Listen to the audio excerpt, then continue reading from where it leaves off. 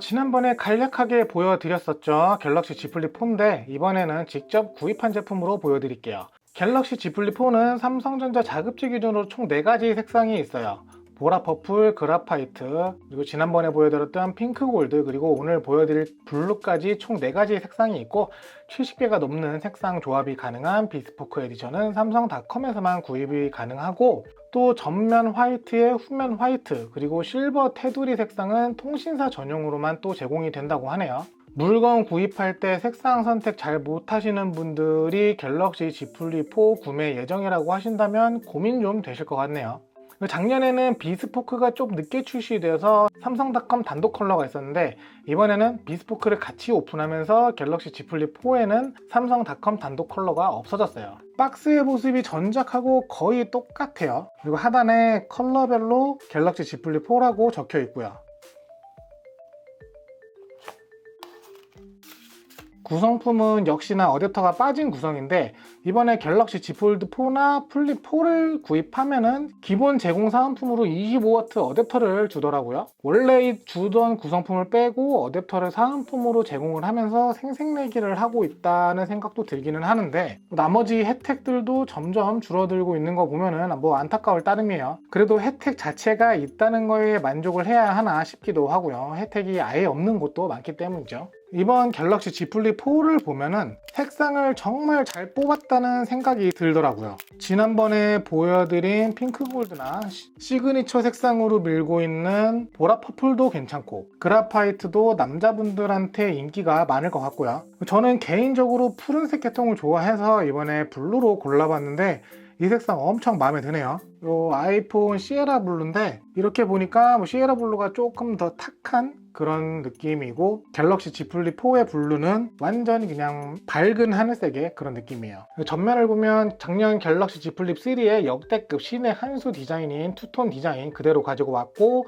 커버 디스플레이의 크기도 1.9인치로 동일해요. 그리고 이 커버 디스플레이를 덮고 있는 유리는 갤럭시 Z 폴드 4 커버 디스플레이와 같은 고릴라 글라스 빅터스 플러스이기 때문에 내구성이 더 좋다고 해요. 뒷면은 이제 깔끔하게 아무것도 없고, 이쪽에 이제 줄어든 힌지 크기가 눈에 딱 들어와요. 갤럭시 Z 플립 4로 플립 모델을 처음 접해봤다면 당연히 느끼기 어려운 부분인데, 전작들과 비교를 해보면 확실히 다이어트된 힌지를 볼 수 있어요. 그리고 측면은 갤럭시 Z 폴드 4처럼 더 각진 형태와 유광으로 마감을 했어요. 근데 저는 개인적으로 지문 때문에 유광 별로 안 좋아해요. 측면에는 볼륨 버튼, 그리고 전원 잠금 버튼과 지문 인식 센서 같이 있고, 반대쪽에 유심 있고, 하단에 USB-C 타입 단자 다 똑같이 있어요. 갤럭시 Z 플립은 커버 디스플레이 옆에 있는 카메라가 메인 카메라가 되는데, 1200만화소 광각 카메라, 1200만화소 초광각의 듀얼 카메라 구성이에요. 아무래도 이 공간에 더 좋은 성능의 카메라를 넣기에는 공간이 부족할 거고, 디자인을 해치기 쉽기 때문에 아마 갤럭시 Z 폴드 4에 비해서는 다소 다운그레이드 된 카메라가 들어가 있어요. 근데 이 카메라 자체도 전작보단 좋아졌어요. 갤럭시 S22급 카메라인데, 그래서인지 이 카툭티가 조금 도드라져요.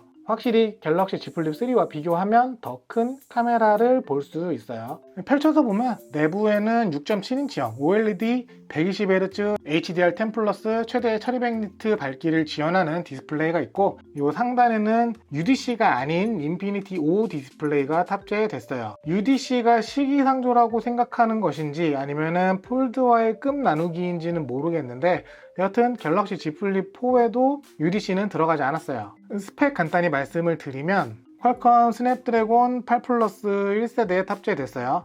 4나노 공정이고 대만 TSMC 제조이기 때문에 확실한 성능 향상이 기대가 되는 부분이고, 저장 공간은 256GB, 512GB 두 가지고, 램은 용량 구분 없이 모두 8GB예요. AP는 동일하지만 확실히 세부적인 스펙에서 갤럭시 Z 폴드 4와 급나누기가 이루어지고 있는 게 보여요. 여튼 외장 메모리를 지원하지 않기 때문에 512GB 선택지가 추가된 거는 환영할 만한 일이고요. 그리고 이 인피니티 O 디스플레이에 숨어있는 카메라는 1000만화소 광각 카메라고 작년 모델과 동일해요. 내부 디스플레이도 전작과 동일해 보여요. 새 제품에서 주름의 상태 비교는 큰 의미가 없어 보이고, 전작과 비슷한 주름 정도가 보이는데, 사실 이 주름 개선이 생각보다 오래 걸리고 있어요. 물론 뭐 물리적인 한계도 있을 수 있지만 폴더블 스마트폰이 새롭게 출시될 때마다 주름에 대한 얘기가 꾸준히 나오기 때문에 언젠간 해결해야 될 문제라고 보이고, 또 겨울철에 접히는 부분이 파손되는 경우도 많은데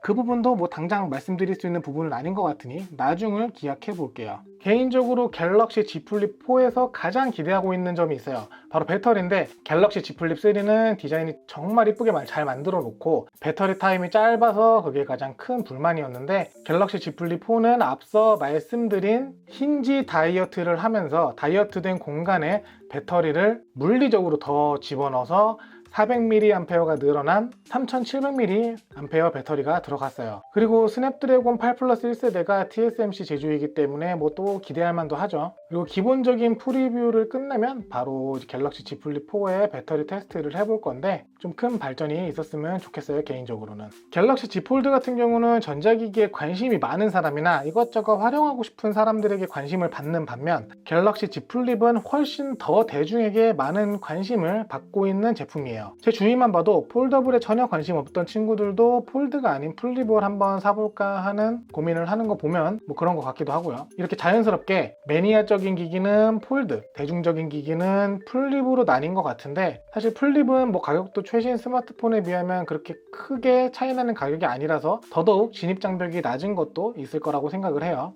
앞선 영상에서 보여드린 갤럭시 Z 폴드와 함께 갤럭시 Z 플립도 이것저것 테스트도 해보면서 사용을 해볼 건데, 제가 조금 더 많이 사용해보고 더 자세한 내용 말씀드릴 수 있도록 할게요. 그럼 오늘 영상 여기까지 하고 저는 다음에 다른 영상으로 또 찾아뵐게요. 시청해주셔서 감사합니다.